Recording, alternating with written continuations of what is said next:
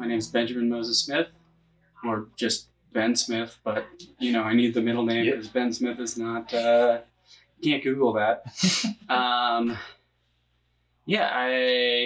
an editor. I've cut a lot of different kinds of things, mostly comedy. My first job, I used to work for the Onion News Network.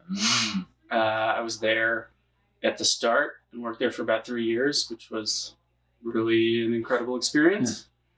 And then I kind of moved into doing more just pure post stuff. And I was like a DI producer for a while. And then I moved out to LA really just to focus on editing. And I've cut about 5 features. I've cut tons of different digital series like Take My Wife. And I cut on Adam Ruins Everything. That's probably my biggest TV credit. And so do you use strictly Premiere or did you? No, I cut on Avid and Premiere. Okay. And The Onion was all Final Cut. The first feature I cut was Final Cut. Since the Final Cut 7 death sentence, I've been a Premiere and Avid editor, I would say. If I'm working on a TV show, it's probably going to be Avid. And the features I cut are pretty small movies, so I'm usually working in Premiere. I feel more powerful in Premiere a lot of the time, just because it's so flexible. There's so many different ways that I can work with it. And I don't have to feel like, if I need to bring in a sound effect, I've got to get somebody to turn it into MXF for me or do it myself and make sure all my channels are set up correctly. I can just put it in the right place, hopefully, and then bring it in. I had an assistant for this. His name is Justin Ulrich. He's great Premiere guy, especially. I'm sure he does have it too. I don't actually know. But he helped keep me organized. And this was a very challenging project from that perspective, just because we had literally, 95% of the movie was 8 camera plus groups. So there was probably a couple of scenes that was single camera iPhone, but almost all the movie was shot on at least 8 cameras, and they're all GoPros, and GoPros have a lot of problems. Sorry to interrupt. How the time code? We didn't have any. Yep.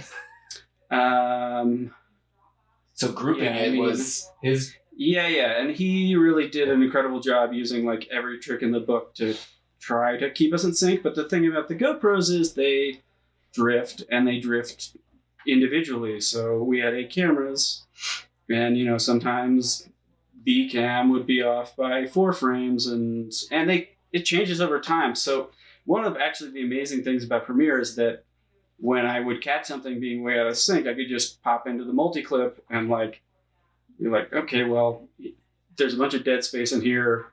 It's about 4 frames off here. I'll clip it and literally just move the clip over 4 frames within the multi-clip. We grouped all of we merged all of our dailies, which I'm sure was its own problem for those guys.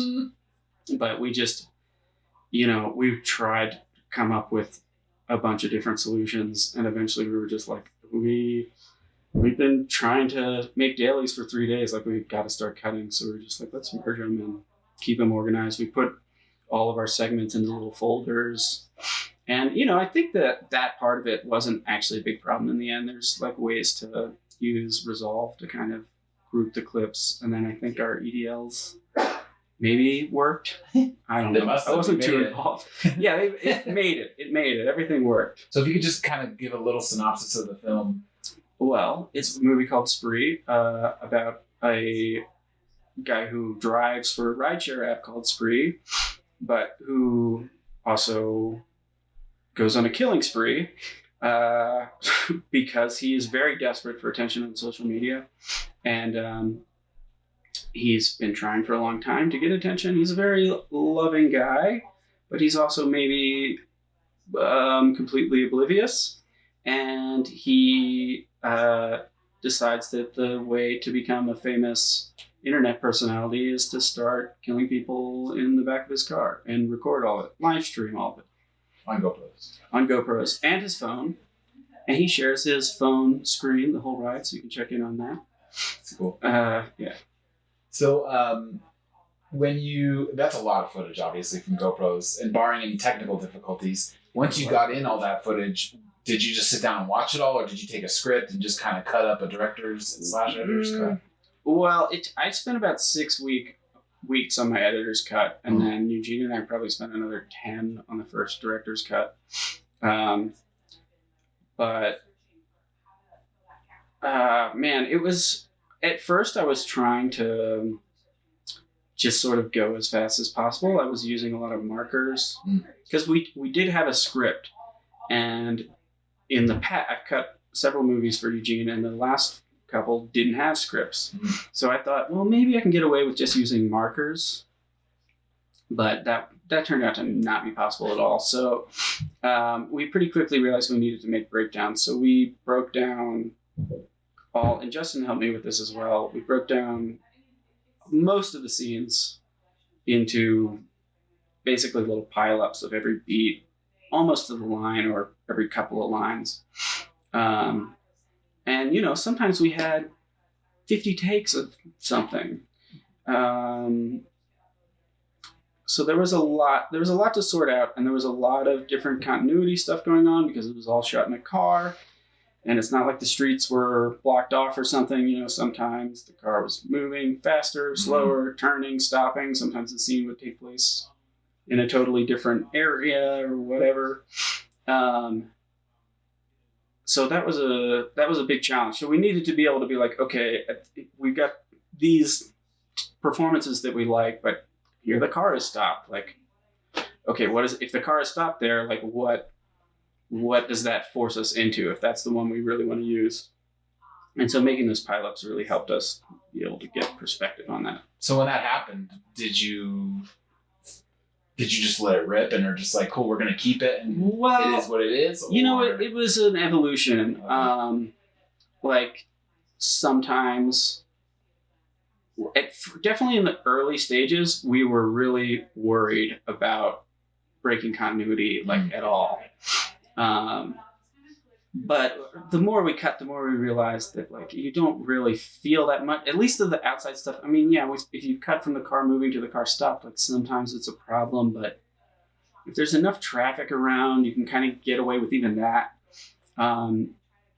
So yeah, it just depends. It's so dependent on what kind of moment we were trying to get at. But there was definitely a lot of okay, if we want to change this, well, we've also got to change this and this and this. I mean, it's true in every movie, of course, but it was a puzzle for sure. So how long was your first rough cut, do you think? Or if you can remember ish? I think my editor's cut with everything was quite long. It was probably 2 hours, 30 minutes or something like that. This is a 88-minute movie now. My first director's cut, I think it was about... it was under 2 hours. It was 1:45 or something like that. That's not too far off. Maybe it was closer to 2. But yeah, and then we took it down another 20 minutes out of there. It's not really that unusual, I guess. And so is this your first Sundance, or have you been here before? This is my first Sundance. Okay. Eugene and I had 2 other movies in South by. I cut another movie with Alex Johnson called Two Step that also played at South by Southwest, but this is my first. So when you saw it in the premiere, from your screen to this cool audience at Sundance, how did it feel? It felt amazing. I mean, the movie, just watching the movie with the sound mix for the first time was just incredible. Jonathan Wales mixed it. He's done Get Out, Memento. I mean, he's amazing.